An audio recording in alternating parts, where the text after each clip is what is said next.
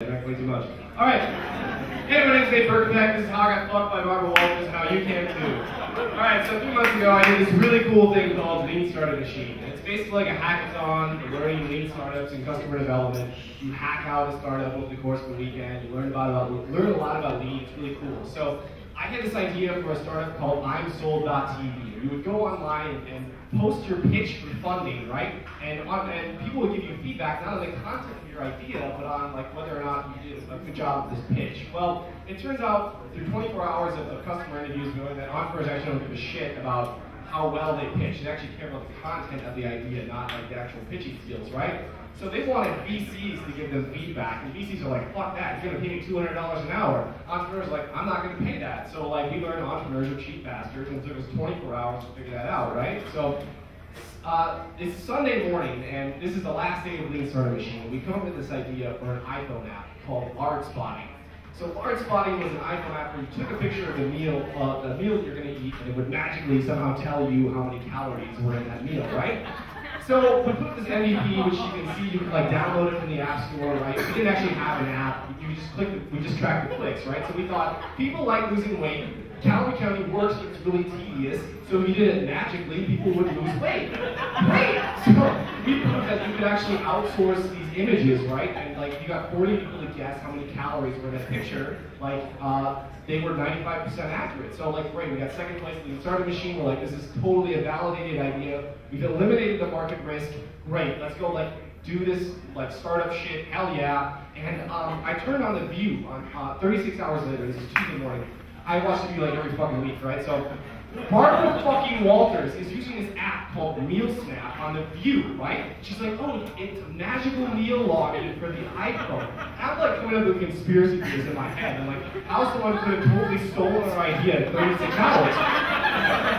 What the hell? And like, so I figured out it was actually done by a company called Daily Bird, and they're in the IAC building in Chelsea. And I finagled my way into getting drinks with the CEO. And slightly inebriated, I told him, haha, isn't it funny that we're competitors now? And we talked about how he'd been working on dailybird.com for 3 years now. And he said something, he's a nice guy, but he said something that stuck to me. And he said, I'm not afraid of you at all.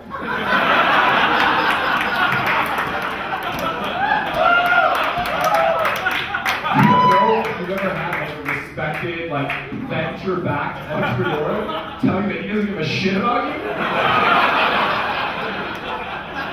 But needless to say, I went home and thought about that a little bit.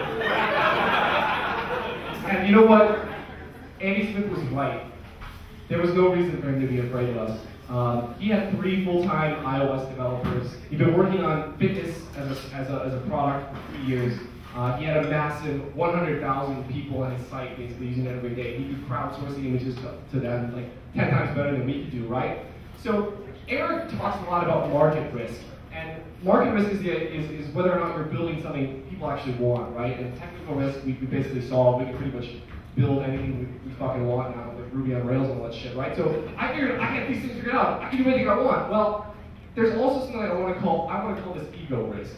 And if you're paying attention, this is really similar to something Chris Dixon just blogged about, which he called founder market fit. But I want to call it ego risk, because ego risk is the risk that you are not the right person for this startup and you don't fucking know it, because you're too much of an asshole. And I've done this too many times now, guys. But it's the risk that you don't have the skills, passion, and assets required, and you just don't know it. This is not the startup for you, even though you're receiving all the market signals that people want this shit.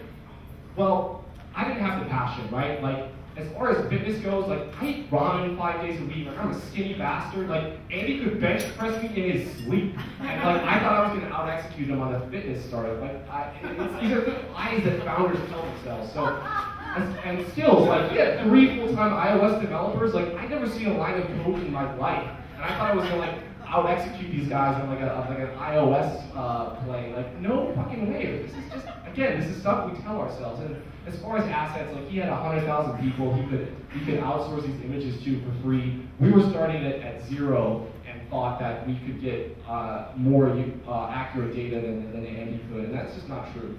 So basically, I just want you to look yourself in the mirror and ask yourself whether you're the right person or not to execute this idea, because there's too many people out there doing shit that is not right for them. So don't make the same mistakes I did. Don't get fucked by Barbara Walters. pay attention to your risk. Thank you.